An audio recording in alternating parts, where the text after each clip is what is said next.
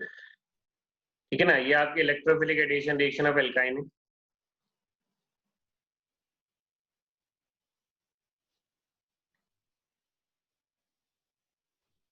Electrophilic addition reaction of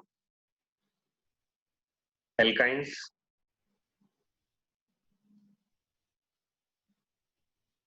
ये alkyne है, ये आप क्लोरीन लोगे in the presence of FeCl3, ये आपके टेट्रालाइड मिल जाएगा।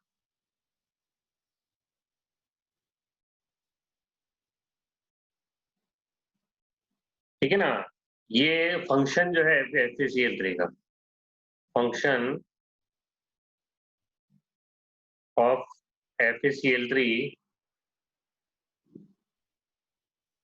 is to generate electrophile, generate electrophile।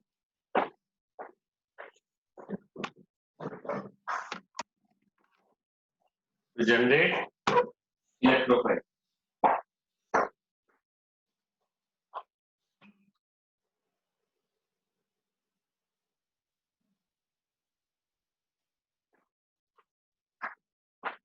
To generate electrophile।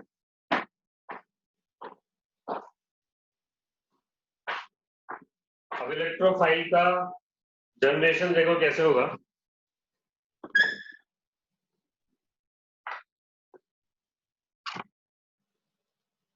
ये आपके क्लोरीन है,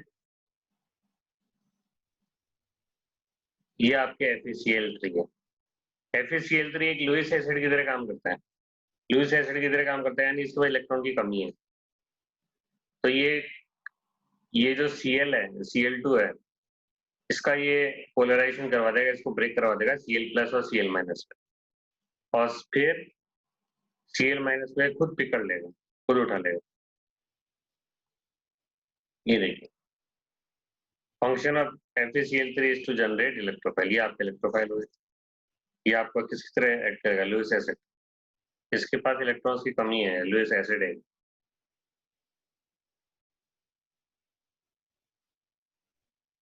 ठीक है ना, इसके पास इलेक्ट्रॉन्स की कमी है, लुईस एसिड की तरह काम करेगा। इसका पोलराइजेशन करवा के इसको ब्रेक करवा देगा। Cl+ और Cl- ब्रेक हो गए Cl+ में और Cl-। Cl- को खुद उठा लेगा, तो देख लो FeCl4- हो गया और Cl+ हो गया। ये आपका इलेक्ट्रोफाइल हो गया।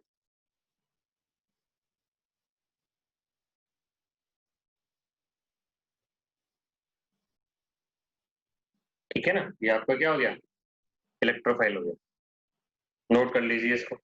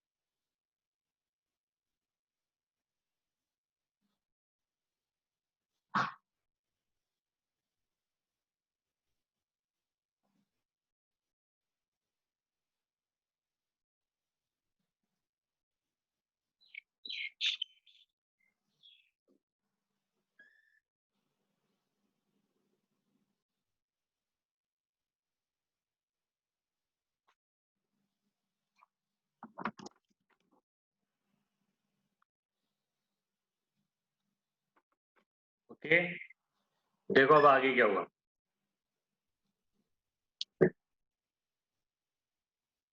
आपका इलेक्ट्रोफाइल का जनरेशन हो गया। अब इलेक्ट्रोफाइल है कि ऑब्वियसली अटैक करेगा ही। ये वो इलेक्ट्रोफाइल है, इधर शिफ्ट कर लो। इस पे नेगेटिव चार्ज आ गया, इस पे पॉजिटिव चार्ज आ गया। इधर ही शिफ्ट होगा क्योंकि ये प्लस आर लगा रहा है।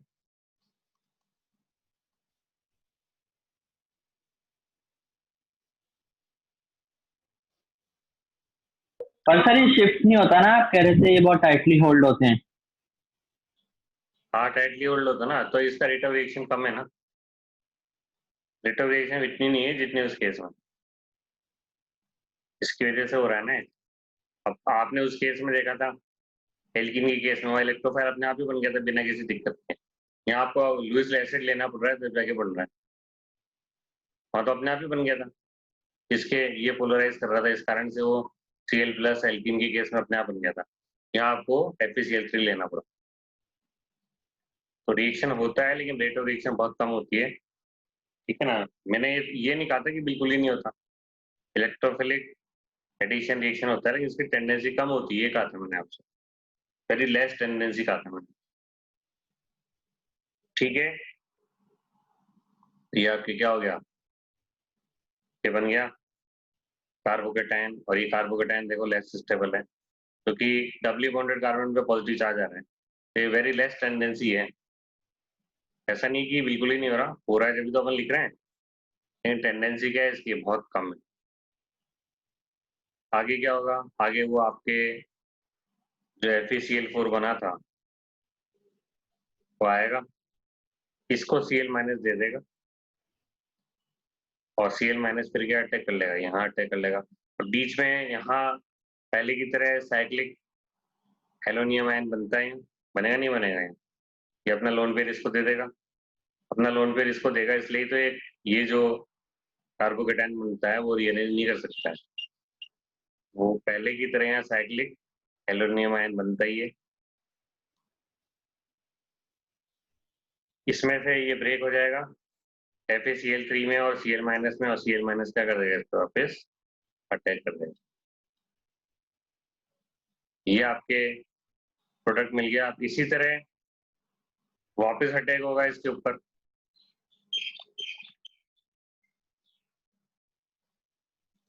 इसके ऊपर क्या होगा, वापस अटैक होगा इसका Cl प्लस का पहले की तरह।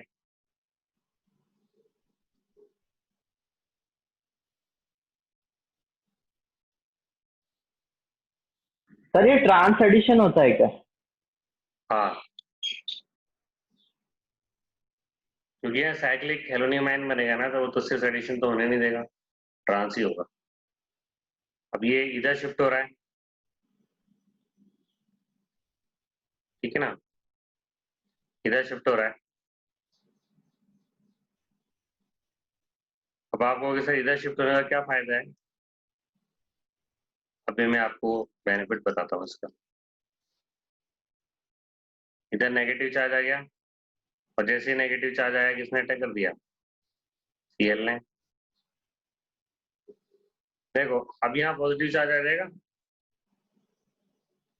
पॉजिटिव चार्ज आने से जो स्पीसीज बनी हो देखो रेजोनेंस हो रहा है, देखा। ये पॉजिटिव चार्ज है, ये सिग्मा बॉन्ड है, लोन पेयर है, देखो यहाँ रेजोनेंस हो रहा है नहीं हो रहा लोन पेयर, हो रहा नहीं हो रहा रेजोनेंस। पॉजिटिव चार्ज है, सिग्मा है, लोन पेयर, रेजोनेंस हो रहा है। तो रेजोनेंस के कारण यहाँ स्टेबिलिटी मिल रही है। ये वाला जो कार्बोकेटायन होगा वो रेजोनेंस स्टेबलाइज्ड होगा। This one is resonance stabilised. और फाइनली नेक्स्ट स्टेप में क्या होगा, अगेन FeCl4 माइनस आएगा,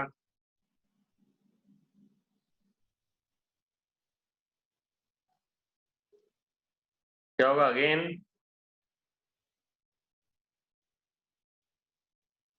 FeCl4 माइनस आएगा, Cl माइनस देगा, Cl माइनस क्या कर लेगा इसके ऊपर अटैक कर देगा।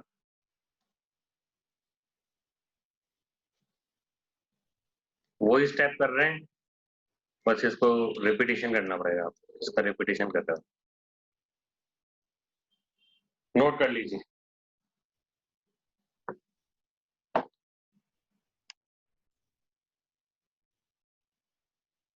Second,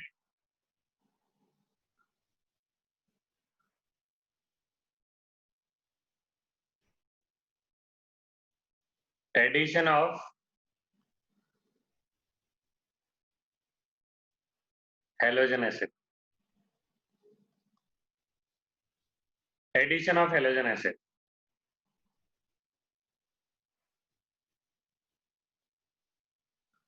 this one is alkyne,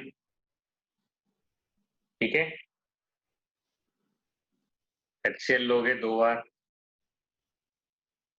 Markovnikov addition होगा।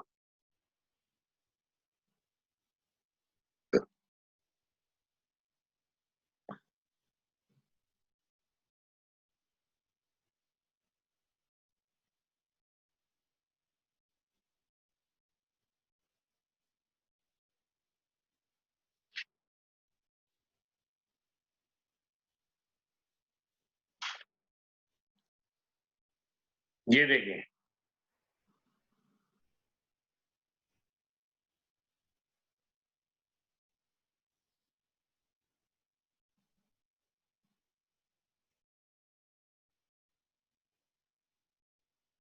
This is called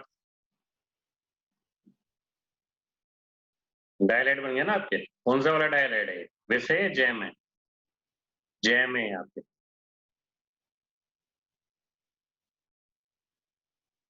Markovnikov addition होता है, मैकेनिज्म अभी हम देखते हैं। मार्को निको अपने आप ही उस हिसाब से हुआ है।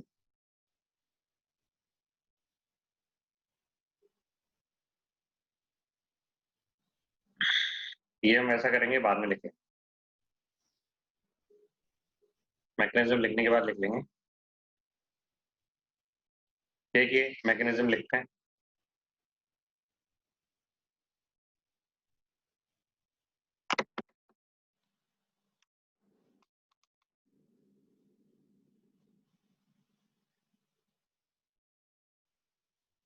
ये देखिए, सबसे पहले इलेक्ट्रोफाइल ये यहाँ जाएगा,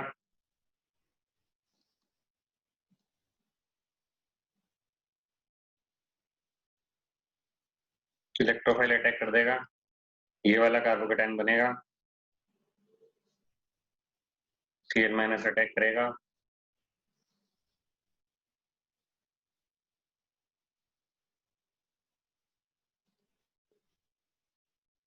ठीक है। नेक्स्ट स्टेप में क्या होगा,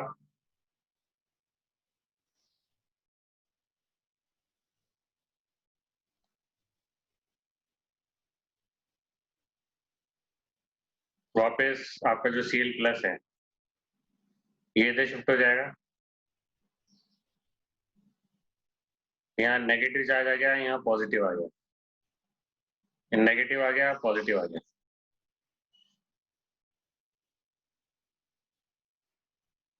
जैसे नेगेटिव आया,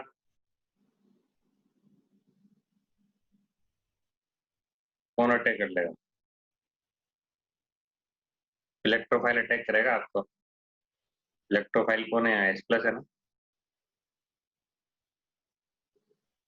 ये आपका इलेक्ट्रोफाइल हो गया।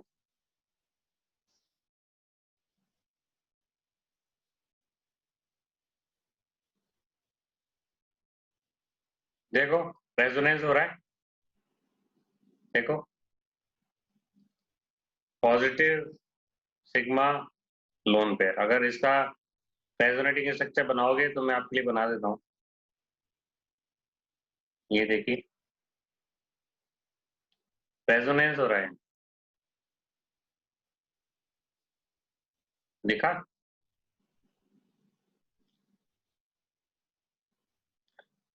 ठीक है ना, ये रेजोनेंस हो रहा है।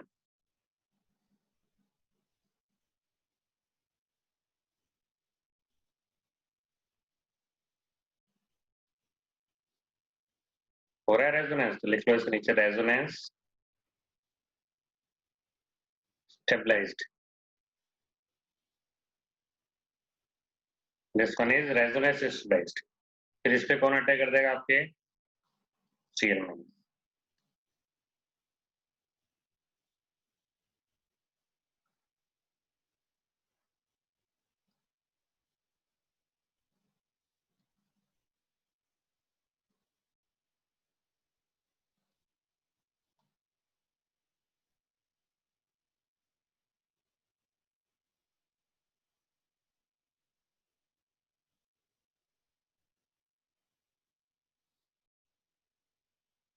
ये आपके जेम डायलाइट बन गया।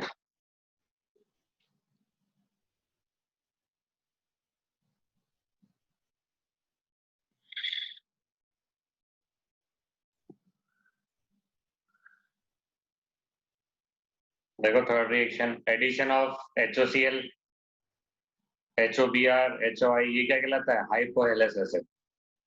एल्किन के केस में भी हमने डिस्कस किया था, इसमें वो इस पे नेगेटिव चार्ज होगा और ये आपका क्लोरोनियम आयन ब्रोमोनियम आयन कहलाएगा। ये आपका क्या कहलाएगा, क्लोरोनियम आयन।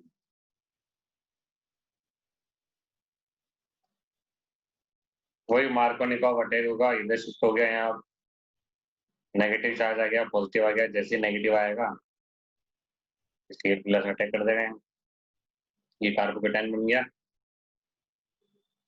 फिर अब इस पे कौन अटैक कर देगा, आपका प्लस माइनस अटैक कर देगा, केवल स्पीसीज बन गई। अब इस स्पीसीज पे वापस क्या हो जाएगा, इलेक्ट्रोफाइल का अटैक होगा, ये इधर शिफ्ट हो गया।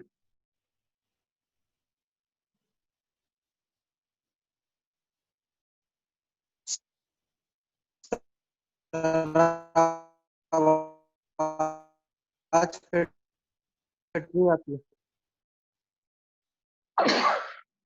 देखिए 2 Cl लग गए, यहाँ 2 Cl अटैच हो गए, हाइड्रोजन आ गया, पॉजिटिव चार्ज आ गया। अब देखो वापस यहाँ रेजोनेंस मिल रहा है इसको, देखो ये जो कार्बोकेटाइन बन रहा है, this carbocation is resonance stabilised.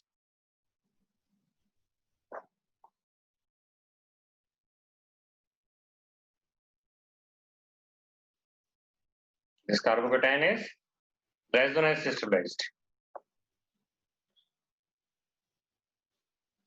अब इस पे क्या होगा, वापस अटैक होगा,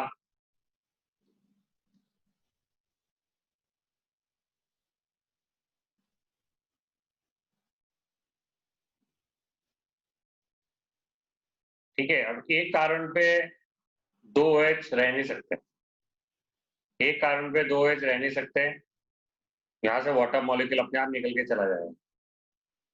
क्या होगा, वाटर मॉलिक्यूल निकल के चला जाएगा, लिख देता हूँ मैं आपके लिए, वाटर मॉलिक्यूल निकल के चला जाएगा। एक कारण पे 2 OH अनस्टेबल होते हैं, वाटर मॉलिक्यूल निकल के चला जाएगा और आपको क्या मिल जाएगा, कार्बोनिल कंपाउंड मिल जाएंगे। देखो आपको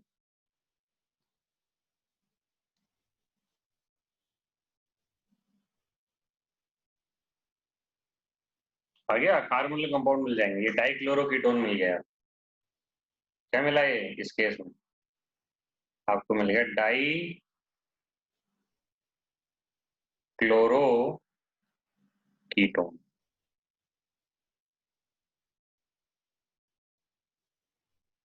डाइक्लोरोकीटोन आपको मिल गया है। एक कार्बन पे 2 OH अनस्टेबल होते हैं, एक वाटर मॉलिक्यूल निकल के चला जाएगा, तो डाइक्लोरोकीटोन मिलेगा इस केस में प्रोडक्ट।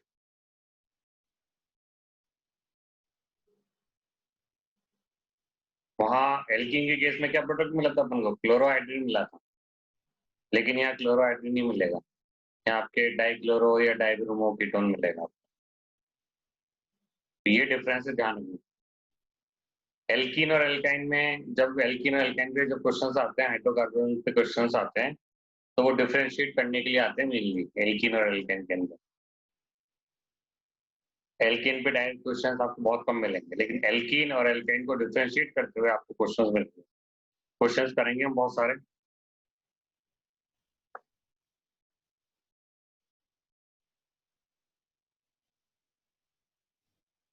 लिख लीजिए।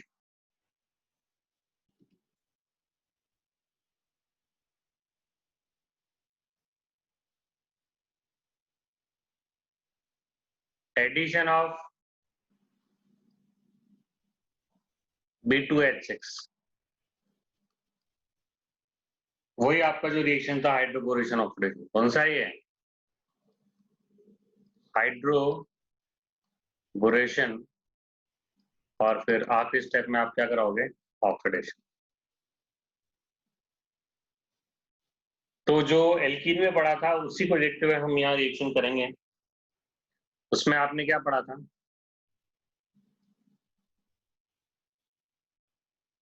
सपोज मैं एग्जांपल लेके बताता हूँ तो उससे आपको ज्यादा क्लियर होगा। सपोज ये रिएक्शन था, तो ये क्या लगा रहा है आपके? प्लस आई लगा रहा है, इलेक्ट्रॉन इधर शिफ्ट होगा, और जहाँ इलेक्ट्रॉन शिफ्ट हुआ था वहीं बोरोन ने अटैक किया था। वहीं क्या किया था? बोरोन ने अटैक किया था, क्योंकि बोरोन क्या था? इलेक्ट्रॉन डेफिशिएंट था, फिर बोरोन यहाँ जाके लगा था, फिर मोनोएल्किन बोरेन बना था, फिर डायल्किल बोरेन, फिर ट्राइल्किल बोरेन। तो मैं सीधा ही आपके लिए ट्राइल्किल बोरेन बना लेता हूँ, ठीक है ना? सीधा ही मैं आपके लिए क्या करता हूँ? ट्राइल्किल बोरेन मैंने आपके लिए सीधा सीधा आपके लिए मैंने बना दिया,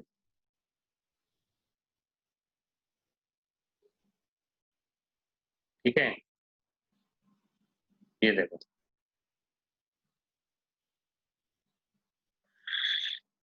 यहीं से अटैच हुआ था बोरॉन।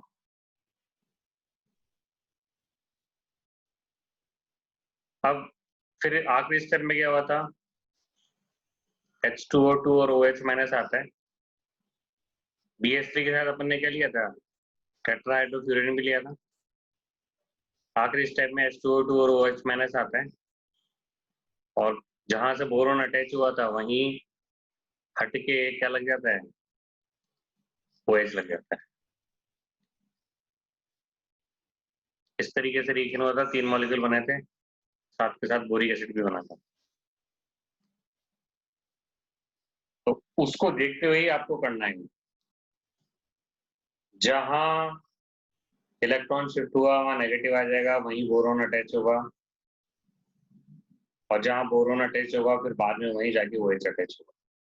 तो ये यहाँ से वैलेंसी खुली थी आपके, यहीं बोरोन जाके अटैच हुआ था, ठीक है? और यहीं बोरोन अटैच हुआ था तो यहीं OH अटैच होगा, ओके? और ये जो आपके बना है, ये इनॉल बना है। क्या बन गए आपके? इनॉल, डबल बॉन्ड है और OH है। और इनॉल आपको पता है अनस्टेबल होता है, कीटो में कन्वर्ट होता है। क्या ये इनॉल अनस्टेबल है? तो किस में कन्वर्ट होगा? है कीटो में आपके कन्वर्ट हो जाएगा। तो आप इसको कीटो में आराम से आप कन्वर्ट कर सकते हो। क्या करोगे?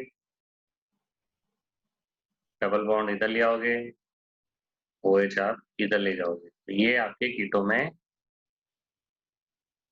कन्वर्ट हो गया। ऑटोमेरिज्म पढ़ा है ना? इनॉल फॉर्म अनस्टेबल होती है, कीटो में कन्वर्ट हो जाती है।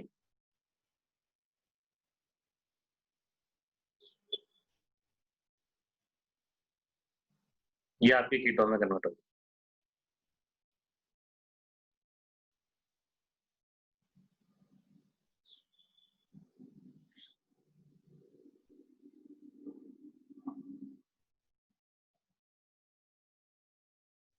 इस तरीके से आपको देखना पड़ेगा, तब होगा। वहां तो आपको क्या मिला था? उस केस में तो आपको एल्कोहल मिला था, फाइनल प्रोडक्ट।